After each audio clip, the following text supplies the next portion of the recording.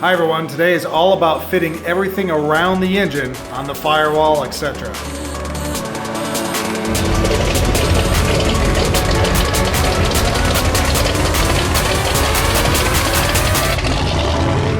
Hi everyone and welcome to today's channel about kit cars and other car topics. If you like what you see, please subscribe and hit the notification buttons below. So as you last seen, we got the engine installed. This is just a temporary installation. And then we're going to pull it back out. But we needed this in here to go ahead and actually start installing everything around it. Where does my brake master cylinders go? Where does the overflow go? Where does my power steering module go? Where does the fuel regulator go? Where does the dryer go for the air conditioner system? All sorts of things like that. Plus, we still have to install the headers and the exhaust system. And so I think I'm going to be moving in that direction first because that takes up a lot of space. And then from there, we'll kind of figure out where everything else is going. So I wanted to show you a few things first. Right here is where the headers are going to be going and coming down. And that's going to be taking up a lot of space and then going underneath. And so I have to get my dryer, my fuel regulator, things like that all in this area. Also, because of these beautiful covers here, I need to either here or back here put remote coils. And so I kind of have to figure that out. I don't have them yet. I wanted to wait until I got this all in before I actually decided what brand of brackets I'm going with, what actual coils I'm going with. I have an idea of what I'm doing, but until this is all figured out and I see what space is left, you know, I'm not jumping in.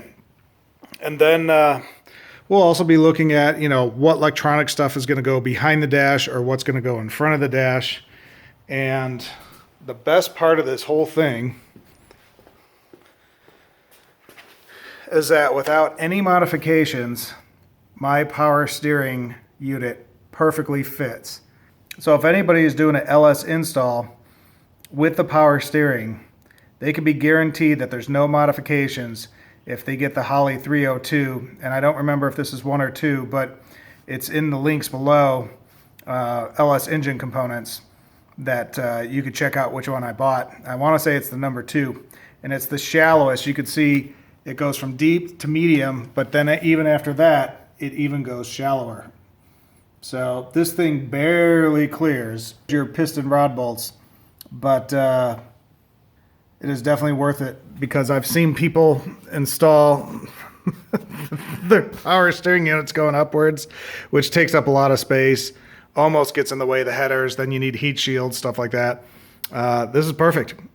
So here's one part of the design that I thought out very well and made sure I did right from the beginning. So I'm excited about that.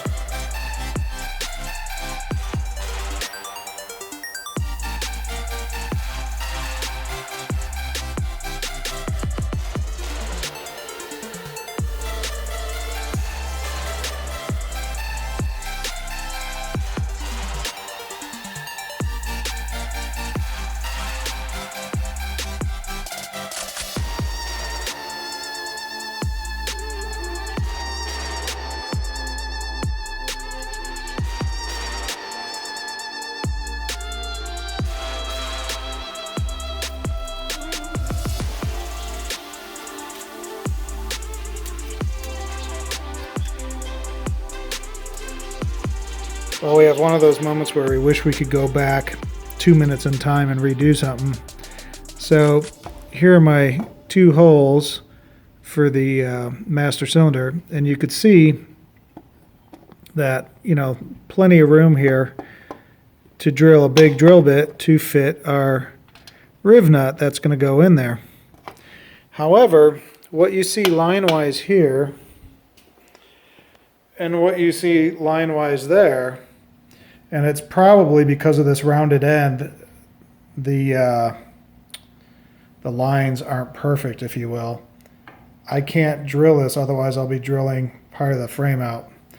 So what I'm going to have to do is actually manually Dremel out a hole to get this riv nut to fit from here down instead of centered.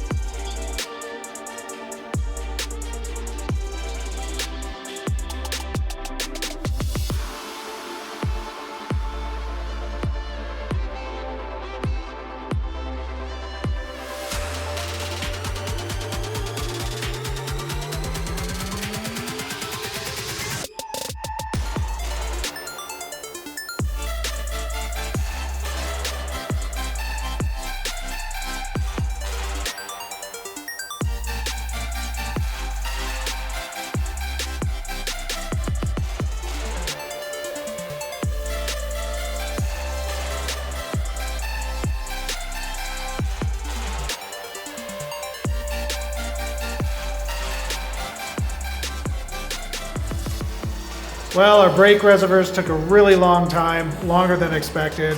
So we're gonna stop here for now, and then I'll take care of the rest in another video. Until next time, have a great day.